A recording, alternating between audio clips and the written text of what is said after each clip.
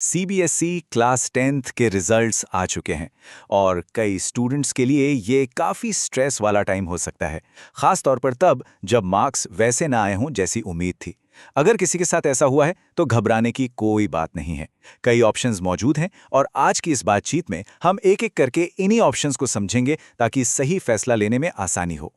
हम देखेंगे कि कौन से दो मेन रास्ते हैं, री इवैल्यूएशन का पूरा प्रोसेस क्या है, इसमें खर्च कितना आएगा और सबसे ज़रूरी बात, ये सब होगा कब और कैसे। हम सेकंड एग्जाम और री इवैल्यूएशन के बीच का फ़र्क भी समझेंगे ताकि सबसे अच्छा फैसला लिया जा सके। तो चलिए शुरू करते हैं। तो रिजल्ट्स आ गए और हो सकता है कि कोई अपने मार्क्स से खुश ना हो। ऐसी सिचुएशन में सीबीएसई दो रास्ते देता है। ये समझना बहुत जरूरी है कि कौन सा रास्ता किसके लिए सही है। तो देखिए, सामने दो रास्ते हैं। पहला, जो आंसर शीट है उसका री इवैल्यूएशन करवाया जाए, और दूसरा ऑप्शन है कि स्कोर को बेहतर बनाने के लिए सेकंड बोर्ड एग्जाम दिया जाए। दोनों ही रास्ते अलग अलग सिचुएशन के लिए बने हैं। आइए सबसे पहले री इवैल्यूएशन के प्रोसेस को थोड़ा डिटेल में समझते हैं। री इवैल्यूएशन की जो प्रक्रिया है वो कोई एक सिंगल स्टेप नहीं है, बल्कि ये 3 हिस्सों में बंटी हुई है। ये पूरी तरह से ऑनलाइन है और इसे स्कूल की मदद के बिना खुद ही करना होता है।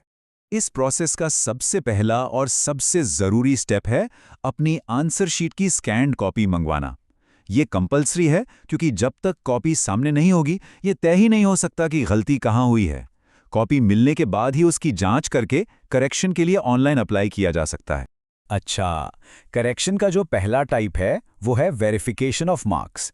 ये तब काम आता है जब ऐसा लगे कि मार्क्स को जोड़ने में, मतलब टोटलिंग में कोई गलती हुई है, या फिर एग्जामिनर ने किसी आंसर को गलती से चेक किए बिना ही छोड़ दिया है। दूसरा टाइप है री इवैल्यूएशन ऑफ आंसर। ये तब होता है जब एग्जामिनर के जजमेंट को चैलेंज किया जा रहा हो। मान लीजिए किसी को लगता है कि 5 नंबर के सवाल का जवाब बहुत अच्छा लिखा था, लेकिन मिले सिर्फ 2 नंबर। इस सिचुएशन में उस एक सवाल का री इवैल्यूएशन करवाया जा सकता है। अब बात करते हैं पैसों की।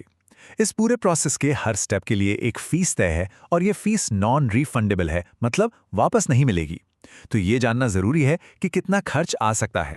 तो चलिए कॉस्ट को समझते हैं। सबसे पहले अपनी आंसर शीट की स्कैन कॉपी मंगवाने के लिए हर सब्जेक्ट के 500 रुपये देने होंगे। ये पहला और सबसे जरूरी कदम है।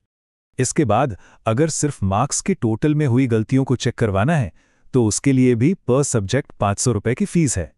और आखिर में अगर किसी एक सवाल के इवैल्यूएशन को चैलेंज करना है तो उसकी फीस है 100 रुपये पर क्वेश्चन, मतलब एक सब्जेक्ट में 3 सवालों के लिए 300 रुपये देने होंगे। याद रहे, ये सारी फीस नॉन रिफंडेबल है। अब आते हैं टाइमलाइन पर, और इस साल इसको लेकर एक बहुत बहुत बड़ा बदलाव है। पिछले सालों में ये प्रोसेस पहले एग्जाम के ठीक बाद शुरू हो जाता था, लेकिन इस साल 2 एग्जाम सिस्टम की वजह से शेड्यूल बिल्कुल अलग है। और ये है सबसे बड़ा चेंज जो सीधा सीबीएसई के ऑफिशियल सर्कुलर से है। इसमें साफ लिखा है कि री इवैल्यूएशन का पूरा प्रोसेस, चाहे वो पहले एग्जाम के लिए हो या दूसरे, वो सिर्फ और सिर्फ सेकेंड एग्जाम के रिजल्ट आने के बाद ही शुरू होगा। ये एक जानकारी है जिसे सबसे ज़्यादा ध्यान में रखना है। तो पूरा सीक्वेंस कुछ ऐसा होगा। अप्रैल में पहले रिजल्ट्स आए, मई में सेकंड एग्जाम होगा, फिर जून में सेकंड एग्जाम के रिजल्ट्स आएंगे, और उसके लगभग 1 हफ्ते बाद, मतलब जून के आखिर में, रीवैल्यूएशन के लिए ऑनलाइन पोर्टल खुलेगा जहां दोनों में से किसी भी एग्जाम के लिए अप्लाई किया जा सकता है। तो अब सबसे बड़े सवाल पर आते हैं, चुनना क्या चाहिए, रीवैल्यूएशन या फिर सेकंड एग्जाम? ये एक स्ट्रैटेजिक फैसला है जो किसी की सिचुएशन, कॉन्फिडेंस और गोल्स पर डिपेंड करता है। चलिए दोनों को आमने सामने रखकर देखते हैं। सेकेंड एग्जाम उन लोगों के लिए बेस्ट है जिन्हें अपने मार्क्स में एक बड़ा सुधार चाहिए और वो दोबारा पढ़ने के लिए तैयार हैं। वहीं रीवैल्यूएशन तब बेहतर है जब ये यकीन हो कि कोई छोटी मोटी गलती हुई है, जैसे टोटलिंग में या किसी एक सवाल में। सेकेंड एग्जाम में परफॉर्मेंस पूरी तरह से अपने हाथ में है, जबकि रीवैल्यूएशन में मार्क्स बढ़ भी सकते हैं, घट भी सकते हैं, या वैसे के वैसे भी रह सकते हैं।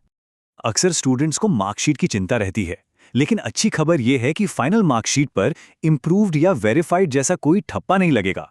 अगर कोई दोनों एग्जाम देता है तो उसका फाइनल ग्रेड दोनों में से जो बेहतर होगा वही माना जाएगा, और किसी को पता नहीं चलेगा कि कौन सा प्रोसेस अपनाया गया था। इन सारी जानकारियों के आधार पर अब एक फैसला लेना है। जो भी सोर्स से जानकारी मिली है उसके बेसिस पर एक स्ट्रैटेजी है जो मददगार हो सकती है। तो सलाह क्या है? देखिए, सेकंड एग्जाम को अपना प्लान ए समझना चाहिए। ये मार्क्स सुधारने का सबसे सीधा और सबसे बड़ा मौका है। और रीवैल्यूएशन को प्लान बी या एक बैकअप की तरह रखना चाहिए। मतलब अगर सेकंड एग्जाम के बाद भी सैटिस्फैक्शन ना मिले या ये पक्का यकीन हो कि चेकिंग में कोई टेक्निकल गलती हुई है, तभी रीवैल्यूएशन का रास्ता चुनना समझदारी है। आखिर में ये फैसला पूरी तरह से पर्सनल है। बस खुद से पूछने की जरूरत है, गोल्स क्या हैं, कितनी मेहनत करने के लिए तैयार हैं और पहले की परफॉर्मेंस पर कितना भरोसा है। इन सवालों के जवाब ही सही रास्ता चुनने में मदद करेंगे। उम्मीद है ये सारी जानकारी काम की रही होगी।